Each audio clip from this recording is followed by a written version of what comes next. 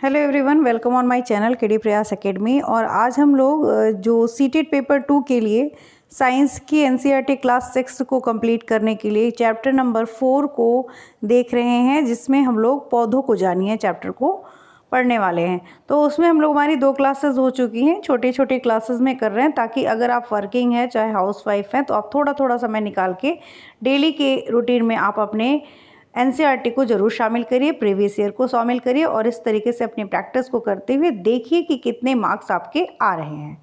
ठीक है, और अपने मार्क्स भी ज़रूर बताइए कि अगर आप साइंस की पेपर जब हम लोग प्रीवियस ईयर कर रहे हैं जो, उसमें कमेंट ज़रूर किया करिए कि आपके कितने नंबर आ रहे हैं। ठीक है, तो हम लोगों ने इसमें 2 वीडियो देखी थे। पौधों को जानिए में पत्ती पढ़ ली, पत्तियों के बारे में जैसे शिराविन्यास, समांतर शिराविन्यास, पर्णविंद, फलक सब जान लिया था।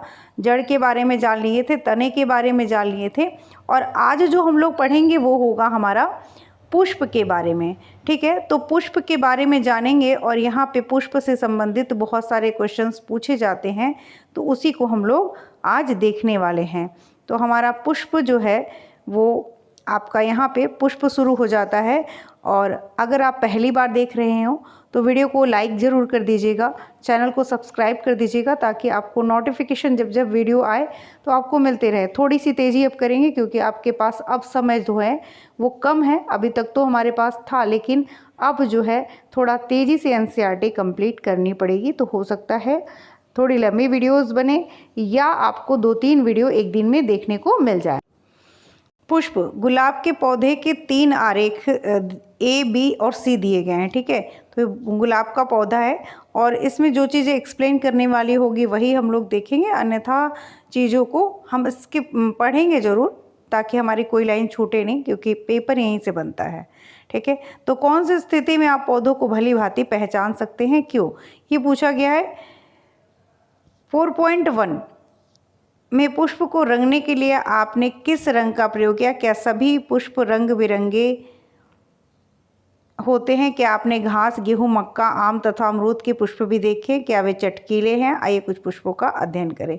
तो यहाँ पे अगर आप देखें तो गुलाब का ये जो डायग्राम दिया गया है, गुलाब का पौधा है और ये जो है वो पत्ती विहीन शाखा। ठीक है, ये जो है पत्ती विहीन शाखा, इसमें पत्तियां नहीं लगी हैं। और इसमें क्या नहीं लगा है? पुष्प नहीं लगा हुआ है। तो यानी पत्ती सहित शाखा और पुष्प नहीं है इसमें, बी में। और सी में क्या है? पत्तियां भी हैं और पुष्प सहित शाखा है। ठीक है, तो ये 3 तरीके का है। तो यहाँ पे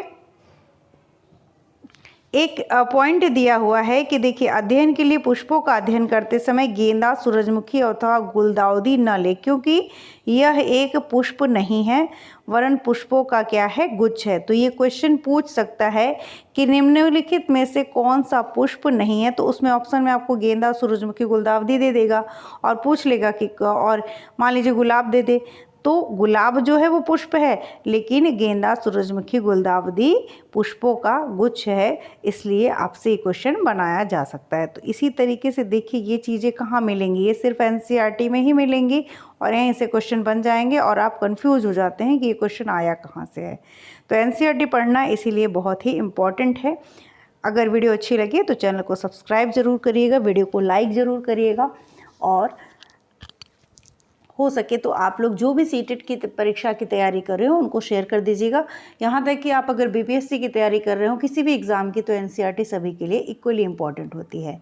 तो चलिए पुष्प और पुष्प के हर पार्ट को ध्यान से देखते हैं। आवश्यक सामग्री, यहाँ पे एक क्रियाकलाप यानी दिया गया है, उसको देख लेते हैं। आवश्यक सामग्री: एक पुष्प, कलिका तथा निम्न में से किसी पौधे के 2 पुष्प, धतूरा, गुड़हल या गुलाब, सरसों, बैगन, भिंडी, गुलमोहर, ब्लेड, एक ब्लेड ले लीजिए, स्लाइड अथवा कागज, आवर्धक लेंस एवं जल। अब इसको देखना है। देखिए, बाह्य दल और पंखुड़ियाँ 2 चीज़ यहाँ पे दिखाई गई हैं।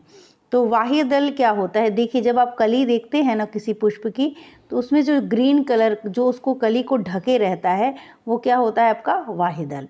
और उसके अंदर जो जिससे वो खिल के जो ये जो बना रही हैं, ये क्या है? इसकी पंखुड़ियाँ हैं। तो पंखुड़ियाँ किसके अंदर होती हैं? बाह्य दल के अंदर होती हैं। ठीक है, खिले हुए पुष्प का प्रमुख भाग कौन सा है? यह पुष्प की पंखुड़ियाँ हैं। खिले हुए पुष्प का प्रमुख भाग कौन सा होता है? वो होती हैं पंखुड़ियाँ, जो हमें कलरफुल दिखती हैं और हमारे मुख को बहुत ही आकर्षित करती हैं। विभिन्न पुष्पों की जो पंखुड़ियाँ होती हैं वो अलग अलग रंगों की होती हैं। ठीक है, जैसे गुड़हल के पुष्प की अलग कलर की होती है, गेंदे के फूल की पुष्प अलग होते हैं। तो इस तरीके से पंखुड़ियाँ अलग अलग कलर की होती है। आपके विचार में कलिका में यह पंखुड़ियाँ कहाँ बंद थी? कली का प्रमुख भाग कौन सा है? क्या आपने देखा कि यह भाग छोटी पत्ती की भांति दिखाई देता है? इन्हें हम कहते हैं वाहेदल। तो कली किसमें बंद रहती है? वाहेदल में बंद रहती है। पुष्प के वाहेदल एवं पंखुड़ियों का भलीभांति अवलोकन कीजिए। तो यहाँ पे अगर हम वाहेदल, जो हमने यहाँ पे वाहेदल देखा था, ये वाहेदल है, ये पंखुड़ियाँ हैं। तो अब उसके बारे में कुछ चीज़ों को जान लें। इसमें कितने वाहेदल हैं? तो हर पुष्प में की कली में अलग अलग तरीके के होते हैं। इसमें कितने वाहेदल हैं? क्या ये वाहेदल आपस में जुड़े हैं अथवा स्वतंत्र हैं? तो इनके नाम पे जब आगे की क्लासेस में आप जाएंगे तो अलग अलग तरीके से पुष्पों का स्ट्रक्चर होता है, उसके इन्हीं के आधार पे वो सूत्र बने होते हैं। ठीक है, तो क्या जुड़े हुए हैं अथवा स्वतंत्र है? वाहेदल एवं पंखुड़ियाँ किन रंगों की हैं? ये सारे प्रश्नों के उत्तर हमको जानने होते हैं। आपके फूल में पंखुड़ियों की संख्या कितनी है? वे एक दूसरे से जुड़ी हैं अथवा स्वतंत्र हैं? क्या जुड़े हुए वाहेदल अपने पुष्पों की पंखुड़ियों से अलग अलग हैं या संयुक्त हैं? तो ये प्रश्न तो आपसे नहीं पूछा जाएगा, क्योंकि वहाँ पे उनको कुछ चीज़ें देनी पड़ेंगी। ठीक है, लेकिन ये सारी चीज़ें आपको आगे की क्लासेस में मिलती हैं। तो जैसे कि गुलाब अनेक वाहेदलों की संख्या अनेक होती है। पंखुड़ियों के रंगों की संख्या, पंखुड़ियों की संख्या 5। गुलाब कई कलर के होते हैं, लाल भी होता है, काला भी होता है, बहुत सारे कलर होते हैं। पंखुड़ियाँ जुड़ी हुई हैं अथवा स्वतंत्र, तो गुलाब की पंखुड़ियाँ जो होती हैं पृथक यानी अलग अलग होती हैं। ठीक है, पुंकेसर स्वतंत्र अथवा पंखुड़ी से जुड़े हुए होते हैं, तो स्वतंत्र होते हैं पुंकेसर। अब पुंकेसर स्त्री केसर क्या होता है वो नीचे हम लोग देखेंगे। स्त्री केसर इसमें उपस्थित होता है कि नहीं गुलाब में? तो वो उपस्थित होता है। अब इसके बारे में स्त्री केसर, पुंकेसर ये क्या होता है, इनको हम समझेंगे। ठीक है, तो पुष्प के भाग पहले अगर आप समझ लेंगे तो आपको पुंकेसर भी पता चल जाएगा, स्त्री केसर भी पता चल जाएगा। विद्यालय अथवा किसी अन्य बगीचे में जाकर विभिन्न पुष्पों का अध्ययन करेंगे जब हम, तो आप पुष्प के आंतरिक भाग को स्पष्ट रूप से कब देख सकेंगे? जब पंखुड़ी क्या होगी? जुड़ी होगी अथवा वे स्वतंत्र हो। कब देख सकेंगे? उदाहरण के लिए धतूरा एवं अन्य घंटाकार, ये देखिए घंटाकार पुष्प है। ठीक है, पुष्पों की पंखुड़ियों को लंबाई में काट कर आपके पुष्प के आंतरिक भागों को स्पष्ट रूप से देख सकते थे। जैसे ये पुष्प है ना, तो इसको लंबाई में काटना है। कैसे काटना है? इसको लंबाई में काटना है, यानी ऐसे कट करना है। ठीक है,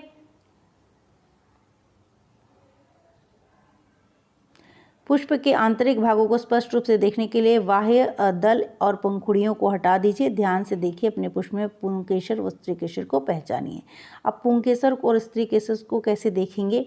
तो देखिए यहाँ पे अगर हम पुष्प को लंबवत काट लेंगे, यहाँ पे पंखुड़ियों को लंबवत हटा लेंगे और ये वाहेदल है इसको हटा दीजिए और ये पंखुड़ियाँ हैं इसको भी हटा दीजिए, तो हमें ये जो पार्ट दिखाई दे रहा है इतना सारा, इसी में हमारा स्त्री केसर और पुंकेसर का भाग है।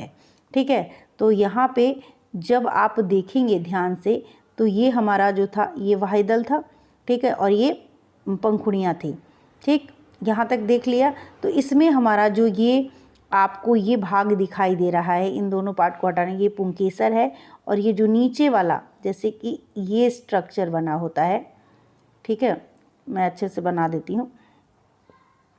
ऐसे बना होगा और यहाँ पे थोड़ा सा फूला होता है, तो ये जो होता है ये स्त्री केसर का भाग होता है। ठीक है, भी आपको देखने को मिलता है।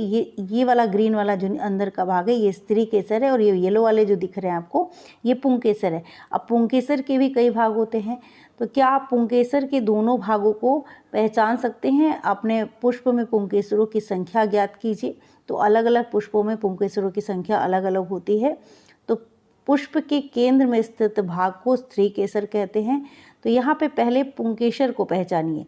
तो देखिए ये पुंकेसर के भाग हैं, जिसमें एक लंबी लाइन जो दिख रही है वो होती है तंतु, और ये जो पार्ट है ऊपर का इसको बोलते हैं पराग कोश, जिसमें पराग होते हैं। ठीक है, तो ये है पुंकेसर, और पुंकेसर के भाग है तंतु और पराग कोश। इसी तरीके से जो हमारा स्त्री कोश केसर होता है, स्त्री केसर, इसमें क्या होता है, इसके 3 पार्ट होते हैं। वर्तिकाग्र सबसे ऊंचा वाला पार्ट जो होता है वर्तिकाग्र होता है, उसके नीचे वाला पार्ट, बीच का पार्ट जो होता है वर्तिका होता है, और नीचे क्या होता है वो होता है अंडाशय। तो वर्तिकाग्र, वर्तिका और अंडाशय ये होते हैं स्त्री केसर के भाग। और जो अंडाशय है, जब इसको काटेंगे, चाहे ऐसे काटिए चाहे ऐसे काटिए, तो दोनों ही तरह लंबवत या ऐसे काटिए चाहे लंबवत काटिए, तो आपको जो स्ट्रक्चर अंदर का दिखाई देगा, इसमें अंडाशय के आंतरिक हिस्सा लंबाई में काटा गया है और ये इसको अनुप्रस्थ कट किया गया है।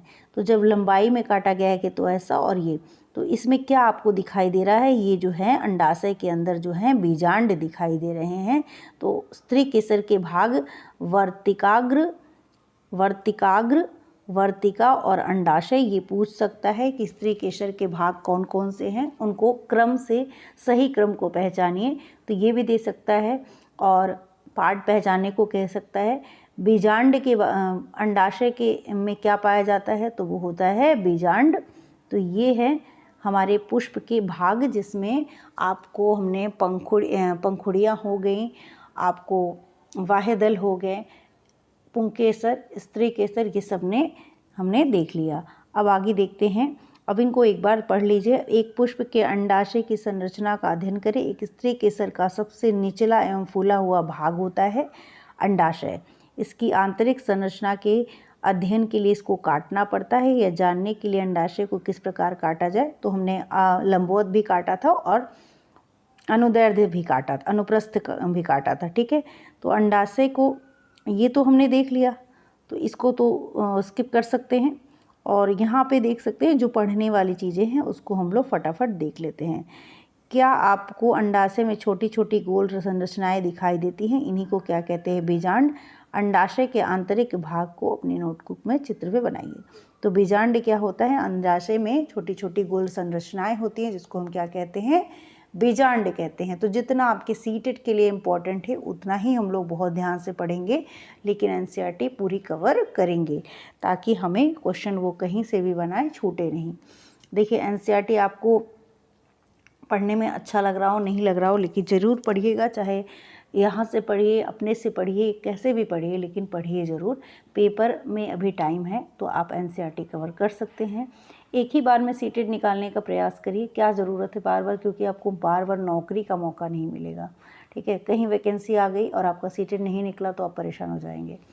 तो इसलिए सीटेट बहुत इंपॉर्टेंट है, एक बार करके रख लीजिए इसके सर्टिफिकेट को, फिर आराम से परीक्षा की तैयारी करते रहिए। ठीक है, ताकि कम से कम आपको फॉर्म भरने का मौका मिले, आपको एक अवसर तो मिले। बहुत लोगों को 7-8 साल बैठे रह जाते हैं और वैकेंसी ही नहीं आती है, तो इस को आप जाने मत दीजिए और अपनी तैयारी करते रहिए। तो इसमें जो मेन इम्पॉर्टेंट चीज़ें थी वो हम लोगों ने देख ली इस चैप्टर में। अब हम लोग नेक्स्ट चैप्टर को पढ़ेंगे, और वो होगा हमारा नेक्स्ट चैप्टर, जो भी होगा उसको देखेंगे, और जल्दी से क्लास 6 के चैप्टर्स ख़त्म करके हम बढ़ेंगे क्लास 7 की ओर, जो कि क्लास बहुत इंपॉर्टेंट है और भर भर के क्वेश्चंस पूछे जाते हैं। तो नेक्स्ट चैप्टर देखते हैं कौन सा होता है, और जल्दी ही कल की वीडियो में हम लोग क्लास नेक्स्ट चैप्टर, इसके आगे का जो चैप्टर है उसको देखेंगे। और फटाफट से एक एक दिन में 3-3, 2-2, 3-3 वीडियोज़ आएंगी छोटे छोटे पार्ट में, उनको ज़रूर देखिएगा, पूरी वीडियो देखिएगा। अगर वीडियो अच्छी लगी तो चैनल को लाइक, सब्सक्राइब, शेयर करिएगा, कमेंट करिएगा। Thank you.